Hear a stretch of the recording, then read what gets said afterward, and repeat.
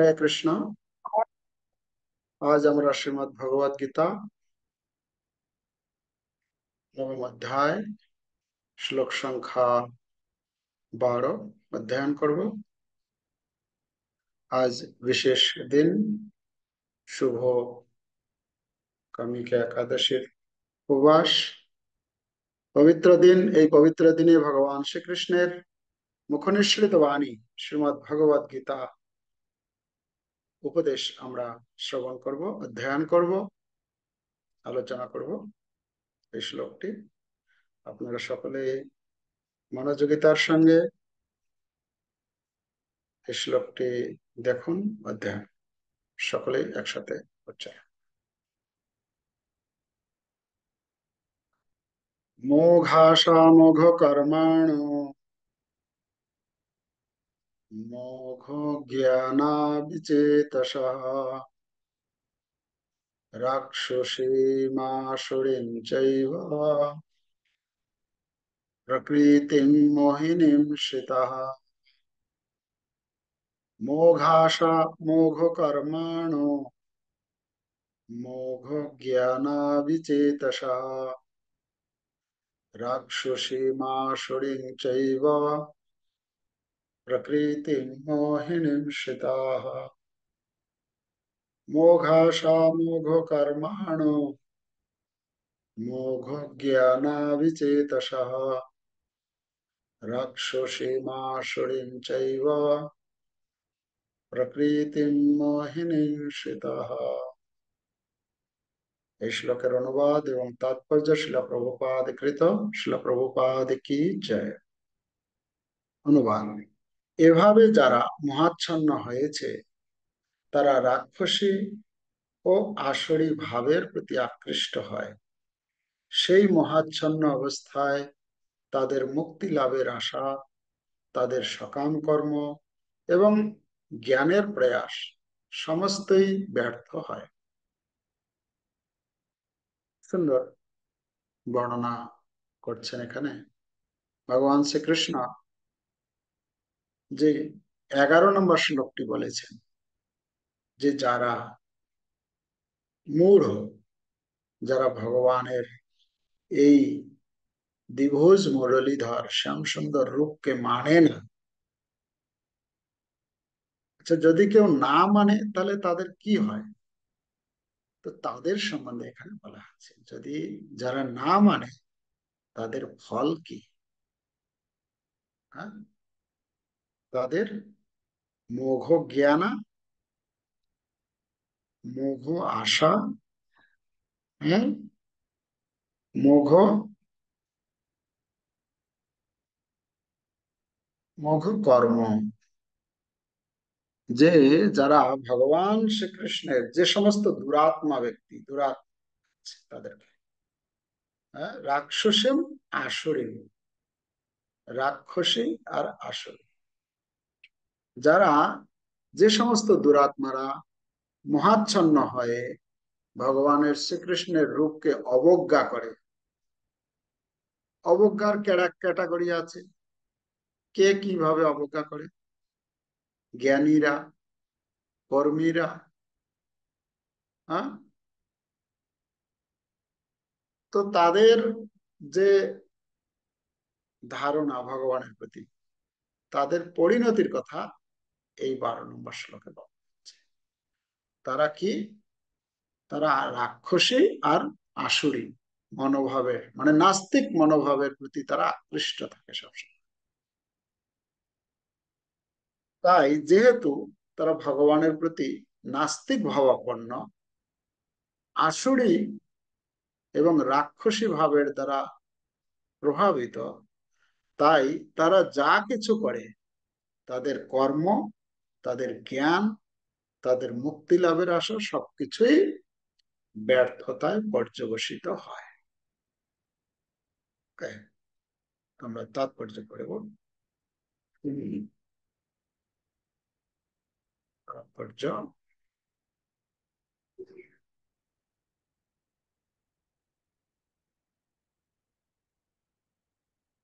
অনেক ভক্ত আছে যারা নিজেদের কৃষ্ণ ভাবনায় ও ভক্তিযোগে যুক্ত বলে মনে করে। এখন এখানে বলা হচ্ছে অনেক ভক্ত আছে, অনেক ভক্তের মধ্যে আমাদেরকে বিচার করতে হবে আমার জায়গাটা কোথায় আছে। অনেক ভক্ত আছে যারা নিজেদের কৃষ্ণ ভাবনায় ও ভক্তিযোগে যুক্ত বলে মনে করে, কিন্তু তারা অন্তরে পরমেশ্বর ভগবান শ্রীকৃষ্ণকে পরম তত্ত্ব বলে স্বীকার করে না। তাদের পক্ষে কোনোদিনই ভক্তিযোগের ফলস্বরূপ ভগবত ধাম লাভ করা সম্ভব হবে না। তেমনি যারা সকাম পুণ্যকর্মে নিয়োজিত এবং যারা পরিশেষে এই জড়বন্ধন থেকে মুক্তি লাভের আশা করছে, তারাও পরমেশ্বর ভগবান শ্রীকৃষ্ণকে অবজ্ঞা করার জন্য কোনোটিতেই সফল হবে না। পক্ষান্তরে যে সমস্ত মানুষ ভগবান শ্রীকৃষ্ণকে অবজ্ঞা করে তারা আসরিক ভাবাপন্ন কিংবা নাস্তিক। ভগবদ গীতার সপ্তম অধ্যায়ে তাই বলা হয়েছে যে এই ধরনের আসরিক ভাবাপন্ন দুষ্ট লোকেরা কখনোই ভগবান শ্রীকৃষ্ণের শরণাগত হয় না। তাই পরম তত্ত্বজ্ঞান লাভের জন্য তারা মনোধর্ম প্রসূত জল্পনা কল্পনার মাধ্যমে এই সিদ্ধান্তে উপনীত হয় যে তারা জীব, সাধারণ জীব ও শ্রীকৃষ্ণের মধ্যে কোনো পার্থক্য নেই। এই ভ্রান্ত ধারণার বশবর্তী হয়ে তারা মনে করে যে তাদের মনুষ্য দেহ এখন মায়ার দ্বারা আবৃত হয়ে আছে, কিন্তু যখনই সে দেহ থেকে মুক্ত হবে তখন তার ও ঈশ্বরের মধ্যে কোনো পার্থক্য থাকবে না। তাহলে আগে একটা মনোভাব বলা হলো, এখানে এই লাইনে একটা মনোভাব বলা হলো। মোহগ্রস্ত চিন্তাধারা জনিত শ্রীকৃষ্ণের সঙ্গে এক হওয়ার এই যে প্রচেষ্টা কোনোদিনই সফল হবে না। পারমার্থিক জ্ঞানের ক্ষেত্রে এই ধরনের নাস্তিক্য ও আসরিক অনুশীলন সর্বদাই নিষ্ফল হয়। এই শ্লোকে সেটি নির্দেশ করা হয়েছে। এই ধরনের মানুষদের বেদান্ত সূত্র ও উপনিষদ আদি বৈদিক শাস্ত্রাদির মাধ্যমে জ্ঞান অনুশীলন চিরকালেই নিষ্ফল ও ব্যর্থ হয়। মানে আসরিক এবং রাক্ষসী ভাবের দ্বারা প্রভাবিত ব্যক্তি আমাদের এরকম মনে করলে হবে না যে তারা এই ধর্মকর্ম করে না। যারা ধর্মকর্ম করে না সেটা তো একটা একটা দিক গেল, এমনকি যারা ধর্মকর্ম করেন তারা পর্যন্ত তাদের যে ঈপ্সিত ফল সেই ফল থেকে তারা বঞ্চিত হয়, তারা ব্যর্থ হয়। মোঘাসা, মোঘ কর্ম ভোগ জ্ঞান। সুতরাং পরমেশ্বর ভগবান শ্রীকৃষ্ণকে একজন সাধারণ মানুষ বলে মনে করা মহা অপরাধ। তারা কেন লাভ করতে পারে না? যেহেতু তারা এই অপরাধ করে ভগবানের চরণে। যারা তা করে তারা অবশ্যই বিভ্রান্ত, কারণ তারা শ্রীকৃষ্ণের শাশ্বত রূপ হৃদয়ঙ্গম করতে পারে না। বৃহৎ বিষ্ণু স্মৃতিতে স্পষ্টভাবে বলা হয়েছে, যো ব্যক্তি ভৌতিকম দেহম কৃষ্ণস্য পরমাত্মনঃ সর্বস্মাৎ বহিষ্কার্যঃ শ্রৌতস্মার্ত বিধানতঃ মুখং তস্যাবলোক্যাপি সচেলম স্নানমাচরেৎ। বলা হচ্ছে যে শ্রীকৃষ্ণের শ্রী বিগ্রহকে প্রাকৃত বা জড় বলে মনে করে তাকে শ্রুতি ও স্মৃতি শাস্ত্রের সমস্ত বিধান থেকে বহিষ্কৃত করা উচিত। এটা শাস্ত্রেই বলা হচ্ছে যে যারা ভগবান শ্রীকৃষ্ণের বিগ্রহকে মানে না, সাধারণ বলে মনে করে, তো তাদেরকে তারা শ্রুতি স্মৃতি যে সমস্ত শাস্ত্রের বহির্ভূত তারা, যতই তারা বিভিন্ন নিয়ম কানুন পালন করুক না কেন। এই ঘটনাক্রমে যদি কখনো তার মুখ দর্শন ঘটে, যদি বলা হচ্ছে সেই সমস্ত ব্যক্তি যদি দেখা হয়েও যায়, তাহলে কি করতে হবে? তাহলে সেই পাপ থেকে মুক্ত হওয়ার জন্য এবং সংক্রমণ থেকে রক্ষা পাওয়ার জন্য, মানে সেই তার যে মনোভাব, তার যে চিন্তা ভাবনা আসরিক এবং রাক্ষসী মনোভাব, যেন আমার মধ্যে সেই সংক্রমণ রোগটি প্রবেশ না করে। যেরকম আমরা করোনার সময় কি করেছিলাম, আমরা সেই মাস্ক পরতাম। তো এখানে সেই থেকে রক্ষা পাওয়ার জন্য, পাওয়ার উদ্দেশ্যে তৎক্ষণাৎ গঙ্গা স্নান করা উচিত তার। পরমেশ্বর ভগবান শ্রীকৃষ্ণকে তারাই অবজ্ঞা করে যারা তার প্রতি ঈর্ষাপরায়ণ, জন্ম জন্মান্তর ধরে নিশ্চিত ভাবে বারবার আসরিক ও নিরীশ্বরবাদী জনিতে জন্মগ্রহণ করাই তাদের নিয়তি। তাদের প্রকৃত জ্ঞান চিরকালই মহাচ্ছন্ন হয়ে থাকবে, যার ফলে তারা উত্তরোত্তর সৃষ্টি রাজ্যের সবচেয়ে তমসাচ্ছন্ন অধম জনিতে পতিত হবে। মূঢ়া জন্মনি জন্মনি।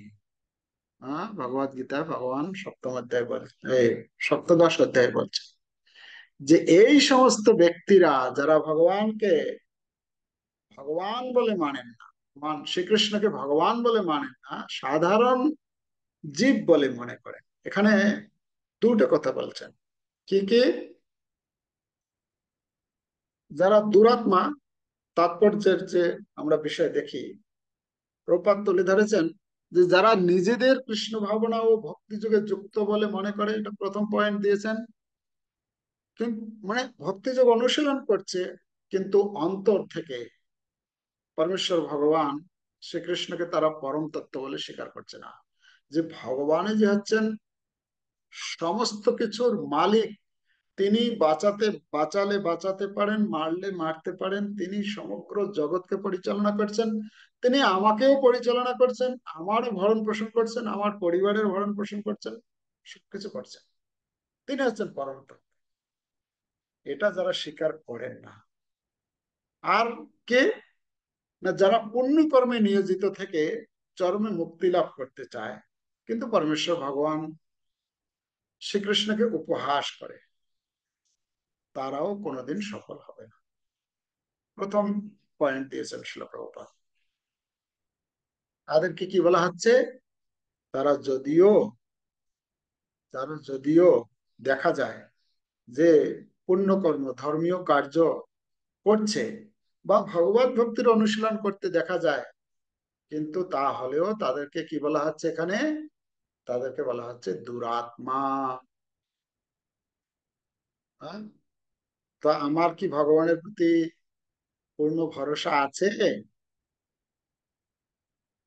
অবশ্য রক্ষিবে কৃষ্ণ বিশ্বাস ও পালন। ভগবান প্রত্যেককে রক্ষা করছেন, ভগবান আমাকেও রক্ষা করবেন, আমার পরিবারকেও রক্ষা করবেন, আমার আত্মীয় স্বজন। আমি না করলে কোনো কিছু হবে না, সেইটা কি আমি চিন্তা করছি, নাকি ভগবানের সবকিছু করাচ্ছেন? আমি নিমিত্ত মাত্র। অর্জুনকে বলছেন, অর্জুন নিমিত্ত মাত্র ভবসভ্যস আছেন, তুমি নিমিত্ত মাত্র হয়ে যুদ্ধ করো। আমি কি নিমিত্ত মাত্র হয়ে সংসার কার্য পরিচালনা করছি, নাকি আমি ভগবান বলে, মানে আমি মালিক বলে সেই ধারণা মনের মধ্যে রেখে আমি কার্যকলাপ করছি? এটা বিচার্যের বিষয়। তাহলে একই সঙ্গে আমি দুরাত্মার মধ্যে পড়বো নাকি মহাত্মার মধ্যে? যারা ভক্তি অনুশীলন করে তারা মহাত্মা। মহাত্মানস্তু মাং পার্থ দৈবিক প্রকৃতি আশ্রিত। এরপরে শুনি, তো এখানে দুরাত্মার কথা বলা হচ্ছে। 12 নম্বর শ্লোকটির বিষয় হচ্ছে যারা দুরাত্মা, তার কথা বলছেন। আচ্ছা, তারপরে বলছেন, পরের পয়েন্ট শ্লোক আলোচনা করেছেন যে পরমেশ্বর ভগবানের প্রতি ঈর্ষা পরায়ণ বলেই শ্রীকৃষ্ণকে তারা, কেন শ্রীকৃষ্ণকে উপহাস করে তারা? আরে শ্রীকৃষ্ণ এরকম করতে পারে নাকি? শ্রীকৃষ্ণ কেন এরকম করেছে? শ্রীকৃষ্ণের কার্যকলাপের প্রতি তাদের সন্দেহ। কৃষ্ণ এটি করা উচিত হয়নি। কৃষ্ণ এই যে গোপীদের বস্ত্র হরণ করেছে, এটা জগতের একটা অনৈতিক কার্য করেছেন তিনি। এই কৃষ্ণ যে এই একে মারলো, কি নাম, কর্ণকে, কৃষ্ণ যে কর্ণকে মারলো, অর্জুনকে, অর্জুনকে বললো যে কর্ণ বিপদের সময় ছিল, তার রথের চাকা দেবে গেছে, আর ওই সময়ে কৃষ্ণ বলছেন, অর্জুন বলছে না না এই এই সময়ে মারা ঠিক হবে না, কিন্তু কৃষ্ণ বলছেন না না না না না, তুমি এই মুহূর্তে ওকে বধ করো। তো অসহায় অবস্থায় আছে, সেই মুহূর্তে মেরেছেন, এটা কৃষ্ণের এটা উচিত হয়নি। এরকম কৃষ্ণের হাজারো দোষ তারা দর্শন করে। এই দোষ দর্শন করে কি করে? কৃষ্ণের সমালোচনা করে এবং কৃষ্ণকে উপহাস করে, তাই না? তো তাদের কথা বলছেন শিলপ্রভু, যে তারা হচ্ছে কি, তারা ঈর্ষা পরায়ণ। আসলে তারা কৃষ্ণের প্রতি ঈর্ষা পরায়ণ। শিলপ্রভুপাদ শাস্ত্রের প্রমাণ দিয়েছেন ভগবদ গীতার 7 অধ্যায়ের 15 নম্বর শ্লোকের, যে নমাং দুষ্কৃতিন মূঢ়া প্রপদ্যন্তে নরাধামা মায়া অপহৃত জ্ঞানা আসুরম। তাদের যে জ্ঞান, অনেক সময় দেখা যায় এই জগতের কিছু লোক, তারা জ্ঞানী, খুব জ্ঞানী ব্যক্তি, আছে না এরকম? অনেক জ্ঞানী, অনেক ব্যক্তিকে দেখা যায় যে ধর্মপরায়ণ, লোকের উপকার করে, কোনো কারো অন্যায় করে না। এই যে সূক্ষ্ম বিচার, আমরা কি করে বুঝবো সে দুরাত্মা না সে মহাত্মা? হ্যাঁ, তার মনোভাব কি রয়েছে? অনেক জ্ঞানী হতে পারে, অনেক পরোপকারমূলক কার্য করতে পারে, অনেক অনেক ধর্মীয় আচার অনুষ্ঠান করতে পারে। আসলে তার অন্তরের ভাবটা কি, সেটা আমরা কি করে বুঝতে পারবো? তো সেটা কি করে বুঝতে পারবো? যখন এই শ্লোকের বিষয়বস্তু, এই শ্লোকের যে উপদেশে দেয়া হয়েছে, সেই ক্যাটাগরিতে যখন আমরা ফেলাবো, তখন আমরা বুঝতে পারবো এই ব্যক্তিটি কোন দলে পড়ছে। সেই ব্যক্তি থার্ড পার্সনকে বিবেচনা করার পূর্বে আগে আমাকে নিজেকে বিবেচনা করতে হবে। আমার যে কার্যকলাপ যে করছি আমি, সেটা দুরাত্মার মধ্যে পড়ছে না মহাত্মার মধ্যে পড়ছে। ওকে, নেক্সট। তো তো এই দুরাত্মাদের মনোভাব সম্বন্ধে প্রভুপাদ তাৎপর্য তুলে ধরেছেন কি কি? তিনি বলছেন যে পরম তত্ত্ব সম্বন্ধে মানসিক জল্পনা কল্পনার ফলে তারা এমন সিদ্ধান্তে উপনীত হয় যে সাধারণ জীব এবং শ্রীকৃষ্ণের মধ্যে কোনো ভেদ নেই। তারা বলে ভগবান যেরকম একজন জীব, ভগবান যেরকম একজন ব্যক্তি, আর আমরাও হচ্ছি একজন ব্যক্তি। আহ সম্মুখে তোমার এই যে ভগবান, জীবও ভগবান, জীবে শিব, জীবে, এই যে যত আমরা দেখছি সবাই হচ্ছে ভগবান। আমরা পুরো কথাটা বলছি না। আমাদের একজন আহ একজন গণ্যমান্য একজন পণ্ডিত সন্ন্যাসী, তিনি আমাদেরকে শিক্ষা দিয়েছেন, আমরা ছোটবেলা থেকে শিখেছি। আরে তুমি কোথায় ভগবানকে খুঁজছো? এই যত জীব দেখছো না, সবাই ভগবান তোমার সম্মুখে আছে, তুমি কোথায় খুঁজছো, কোথায় মন্দিরে গিয়ে কোথায় খুঁজছো? এই সবাই ভগবান। এই যে ভগবান সবাই, মানে সাধারণ জীব আর ভগবানের মধ্যে কোনো পার্থক্য নিরূপণ করতে না পারা, এটা আমাদেরকে জানতে হবে। ঠিক আছে? তো তারপরে শিল প্রপাত বলছেন যে আহ, তারা মনে করে যে মানুষ রূপে তারা এক এখন জড়জাগতিক জড় প্রকৃতির দ্বারা আবৃত আছে। যখন তারা এই মনুষ্য দেহ থেকে মুক্ত হবে, তখন ভগবান এবং তাদের মধ্যে কোনো পার্থক্য থাকবে না। আচ্ছা, এই সমস্ত ব্যক্তির মধ্যে তারা কখনো কখনো ভগবান কৃষ্ণকে মেনে নেয়। একটু কিভাবে মেনে নেয়? না, ভগবান এই কৃষ্ণ হচ্ছে কি একজন কি বলবো, মানে মহা তেজস্বী ব্যক্তি, তার মধ্যে অনেক বুদ্ধি ছিল। সে কুরুক্ষেত্রের যুদ্ধটাকে কিভাবে, মানে কি কৌশল করে পরিচালনা করলো, তার মধ্যে অনেক বুদ্ধি ছিল। কূটনীতি, রাজনীতি, সে একজন শ্রেষ্ঠ রাজনীতিবিদ হিসেবে তাকে মানে কৃষ্ণ যে ভগবান সেই রূপে না মেনে কৃষ্ণকে একজন একজন মহান ব্যক্তি হিসেবে মেনে নেয়। আচ্ছা, যারা জ্ঞানী তারা কি মনে করে? তারা মনে করে যে আমরা যেরকম এখন কি হয়ে গেছি, আমরা কর্মবন্ধনে আবদ্ধ হয়ে পড়েছি। কর্মবন্ধনে আবদ্ধ হওয়ার ফলে আমাদের কি হচ্ছে, একটা শরীর গ্রহণ করতে হয়েছে, আমরা একটা শরীর লাভ করেছি।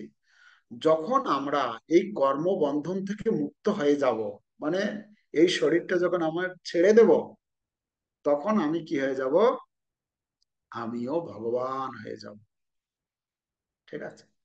এই শরীরটার বন্ধনের মধ্যে যতক্ষণ আছি, ততক্ষণ আমি এখন, আমার সেই শক্তি নেই। আমি এই কেন আবদ্ধ হয়ে আছি, বন্ধনে আবদ্ধ হয়ে আছি। যেদিন আমার এই শরীর থেকে আমি মুক্ত হয়ে যাব, সেদিন আমিও ভগবান হয়ে যাব। মানে ভগবান আর আমার মধ্যে কোনো আর পার্থক্য থাকবে না। এটা আর কিছু লোক মনে করে। প্রভুপাদ তিনি একদম তাৎপর্যের শেষের দিকে বলছেন যে এই সকল দুরাত্মার পরিণতি কি। এই যারা এই সব আলোচনা করলেন, প্রভুপাদ এবারে ধীরে ধীরে এই আলোচনাটাকে গুছিয়ে বলছেন, এই এই সমস্ত দুরাত্মা যাদের কথা আলোচনা করা হলো, তাদের পরিণতি কি হবে না? তারা জরাশক্তির আশ্রয় নিয়ে আসরিক এবং নাস্তিক মনোভাবের প্রতি আকৃষ্ট হয়। এদের রুচি আছে না, রুচি, মানে এক একজনের এক একটা রুচি থাকে, তাই না? যারা যারা শ্রদ্ধা যাদের মধ্যে রয়েছে, ভগবানের প্রতি শ্রদ্ধা, সাধুগুরু বৈষ্ণবের প্রতি শ্রদ্ধা, তাদের তাদের স্বাভাবিক রুচি কিসে হবে? তারা মন্দিরে যেতে চাইবে, তারা ভগবানের কথা আলোচনা হচ্ছে কোথায়, সেখানে একটু তার যাওয়ার ইচ্ছা প্রকাশ করবে। কিন্তু যাদের ভেতরে এই ভগবানের প্রতি শ্রদ্ধা নেই, ভগবানকে সাধারণ মানুষ বলে মনে করে, যে সমস্ত আলোচনাগুলো করলাম আমরা আগে, দুরাত্মার কথা বলা হচ্ছে, সেই দুরাত্মার মনোভাব যদি থাকে, তো সে কোথায় যেতে চাইবে?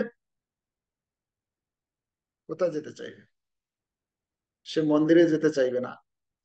সে যেতে চাইবে কোন জায়গায় পার্টি হচ্ছে, বা কোন জায়গায় আমাদের বন্ধুরা একসাথে বসে আড্ডা মারছে, হ্যাঁ, সেখানে গিয়ে একটু জড়জাগতিক কিছু রুচি, মানে কি বলে, মানে কি বলে, কানের কানের কানকে একটু আনন্দ দিবে, ওই ধরনের কিছু কথা শুনে সে সময় কাটাতে চায়। আচ্ছা, এখানে তো বাইরের কথা বলা, এটা একটা বাহ্যিক। এবারে নিজের কথায় আসি। আমি আমার ব্যক্তিগত মানে দেখি অনেক সময় আমি চিন্তা করছিলাম কাল না পরশু দিন। আচ্ছা, মোবাইলটা চালিয়েছি, ঠিক আছে, উপরে একজন মহাত্মার ক্লাস, মানে শুদ্ধ ভক্ত একজন, একটা ক্লাস এসছে, তার নিচেই একটা ইউটিউবে মানে আর একটা কিছু একটা ব্যাপার আছে, মানে সেটা একটু কি বলে, হাইলাইট, মানে খুব গুরুত্বপূর্ণ একটা খবর আছে, ইউটিউবের এতে লেখা থাকে না একটা কিছু, তো আমি কোনটাতে ক্লিক করব, কোনটা শুনবো আমি আগে? একটা হচ্ছে কৃষ্ণ কথা আছে, কোনো ভক্ত লেকচার দিচ্ছেন, সেটাতে ক্লিক করব, নাকি ওই পাশেরটা ক্লিক করব, নাকি আরেকটা আছে সেই যে কি আছে না আজকাল হাসির, হাস্য কৌতুক, সেটা আবার আছে। তো পরপর এগুলো আছে, আমি কোনটাতে ক্লিক করব? এবার ওইখানে আমাকে আমাকে, আমি নিজেকে পরীক্ষা করে নিতে পারবো, এটার জন্য কাউকে বলতে হবে না, জিজ্ঞেস করতে হবে না, বলো তো ভাই আমি আমি কোন দলে পড়ছি, আমি কোন ক্যাটাগরিতে আছি। তো ক্যাটাগরিটা ওখানেই নিজে নিজে পরীক্ষা করে নেওয়া যাবে যে আমি কোনটাতে ক্লিক করছি, আমার আঙ্গুলটা কোনটাতে যাচ্ছে, কোন ভিডিওটার উপরে আঙ্গুলটাকে আকর্ষণ করছে। যেটাতে করছে সেখান থেকে আমাকে মনে করে নিতে হবে আমি শুদ্ধ সত্যের প্রতি আকৃষ্ট আছি, আমি সত্যগুণের প্রতি আকৃষ্ট আছি, আমি রজগুণ আহ, গুণের যে সমস্ত ভিডিও সেগুলোর মধ্যে আছি, নাকি টাইম পাস করার জন্য হাস্য কৌতুক কিছু একটু হা হা হি হি একটু কিছু হবে, সেটাতে ক্লিক করছি। এখন সেখানে আমাকে বিচার করে নিতে হবে। যাই হোক, এটা আমার, সেদিন আমি চিন্তা করছিলাম কোনটাতে ক্লিক করছি দেখি, আচ্ছা এইখানে দুইটা আসছে, এবারে দেখি আমি কোনটাতে ক্লিক করি। তো এখন ওইটাতে একটু ক্লিক করলাম, ক্লিক করে শুনছি ও এইটা বলছে, ও এটা তো জানা আছে, ঠিক আছে, এটা একটু দেখে নিই, তারপর পরেরটা একটু। তো এই যে সেখানে আমার পরীক্ষা হয়ে গেল যে আমি কোন ক্যাটাগরিতে আছি।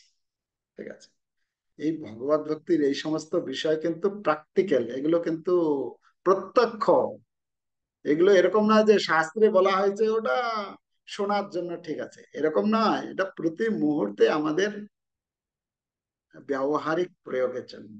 ঠিক আছে, আচ্ছা, তারপরে অন্তিম শব্দ বলছেন প্রভুপাদ। আচ্ছা, আচ্ছা, তাদের কি বলছেন, আহ, কখনোই শ্রীকৃষ্ণের শরণাগত হয় না তারা, কখনোই শুদ্ধ ভক্তিযোগ বা ভগবত সেবার ফলে স্বাদ পায় না, ভগবত ধামের মানে ভগবানের কথায় তারা আনন্দ পায় না। ঠিক আছে, যেহেতু পায় না, তার পরিণতি কি হয়, জন্ম জন্মান্তর ধরে তারা অসুর ও নির্বিশেষবাদী রূপে জন্মগ্রহণ করে। তাদের প্রকৃত জ্ঞান মোহ দ্বারা আবৃত হওয়ায় ক্রমান্বয়ে তারা জগতের অন্ধকারতম যোনিতে পতিত হয়। শ্রীকৃষ্ণকে একজন সাধারণ মানুষ বলে মনে করা যেহেতু মহা অপরাধ, প্রপাত তাৎপর্য বলছেন, যেহেতু সেটা মহা অপরাধ, সেই মহা অপরাধের ফলে তারা কি হয়, এই নরকে পতিত হয়। নরকে নরকে নিয়তং বাস, নরকে নিয়তং বাস, ভগবদ গীতার এই 17 অধ্যায় বলছেন, মূঢ়া জন্মনি জন্মনি আসুরিন জনি মাপন্ন মূঢ়া জন্মনি জন্ম মাম অপ্রাপ্যৈব কন্তেয়, বলছেন তারা আমাকে লাভ করতে পারে না। আমি তাদেরকে কি করি, তাদেরকে আমি আসুরি জনিতে শিপাম্যম অজস্রম আসুরান অশুভান আসুরি সেব জনিষু, সেই জনিতে আমি তাদেরকে জন্মগ্রহণ করাই, যেখানে জন্মগ্রহণ করার ফলে মাম অপ্রাপ্যৈব, তারা আমাকে আর লাভ করতে পারে না। এভাবে তারা জন্ম জন্মান্তরে সেই রকম জনিতেই। তাহলে কথা হচ্ছে এখানে আমি কি করব, আমি কি করব, আমার কি করা উচিত, আমি দুরাত্মা হব নাকি মহাত্মা হব, কোন দলে যোগ দেব, সেই যে দলে যোগ দিতে চাইব তার সঙ্গ করতে হবে। আমি যদি চোর হতে চাই, তাহলে যারা চুরি করে সেই চোরদের সঙ্গ করতে হবে, তাদের কাছ থেকে কলা কৌশল টেকনিক শিখতে হবে, কখন কিভাবে কোন দিকে তাকাতে হবে, কোন দিকে কিভাবে চুরি করতে হয় তার কলা কৌশল শিখতে হবে। আর যদি আমি সাধু হতে চাই, তো সাধুদের কাছে গিয়ে সেই টেকনিক শিখতে হবে, কিভাবে ভগবত ভক্তি অনুশীলন করা যায়, কিভাবে এই জড়জগতের বিভিন্ন রকম বিপরীতমূলক পরিস্থিতিতে থেকেও কি করে আমার চেতনাকে আমি ঠিক রাখতে পারবো, তার কলা কৌশল শিখতে হবে। শিখতে হবে দুই জায়গায়। আপনি যদি ইঞ্জিনিয়ার হতে চান তো ইঞ্জিনিয়ারিং কলেজে যেতে হবে, তাই না? আপনি যদি ডক্টর হতে চান তো আপনাকে কোনো এরকম ইনস্টিটিউটে যেতে হবে যেখানে ডক্টরি পড়ানো হয়। তো আমি কি হতে চাই, আমাকে সেই রকম সঙ্গ সেখানে যেতে হবে। যদিও মন অনেক সময় আমাদের এই জড়জগতের মোহময়ী আহ, পরিবেশ, তার দ্বারা আকৃষ্ট হয়ে আমরা ভুলে যাই কখনো কখনো। কিন্তু আমাকে মাঝে মাঝে একটু চিন্তা করতে হবে, আত্মচিন্তন করতে হবে যে আমার জীবনের লক্ষ্য কি, আমি কার সঙ্গ করব, আমি কি হতে চাই। আমাদের ছোট বাচ্চারা বা যখন বাচ্চা থাকি তখন জিজ্ঞেস করে না, এই কি পড়াশোনা করছো, ভবিষ্যতে কি হবে, জিজ্ঞেস করেন। তো কেউ বলে আমি ডাক্তার হব, আমি ইঞ্জিনিয়ার হব, আমি মিলিটারি হব, দেশকে রক্ষা করব, আমি কালেক্টর হব, আমি ডিএম হব ইত্যাদি বলে। তো একই প্রশ্ন আমার নিজেকে করতে হবে, এ মন, আমার নিজেকে প্রশ্ন করতে হবে, গর্দাম তুমি কি হতে চাও ভবিষ্যতে? তা কি হতে চাও? তুমি কি ডাক্তার হতে চাও, তুমি বড় ডাকাত হতে চাও, তুমি ভালো বড় একটা টেরোরিস্ট হতে চাও, নাকি তুমি শুদ্ধ ভক্ত হতে চাও? তুমি কি হতে চাও? ভালো প্রচারক হতে চাও, ভালো ভক্ত হতে চাও, কি হতে চাও? তো যেটা হতে চাই সেটাকে আমাকে নিরূপণ করতে হবে, এবং সেই যোগ্যতাটাকে হাসিল করার জন্য যেখানে গেলে আমার সেই যোগ্যতা হাসিল হবে সেইখানে আমাকে যেতে হবে। হুম? হরে কৃষ্ণ হরে কৃষ্ণ, কৃষ্ণ কৃষ্ণ হরে হরে, হরে রাম রাম রাম হরে হরে। কারো কোন প্রশ্ন?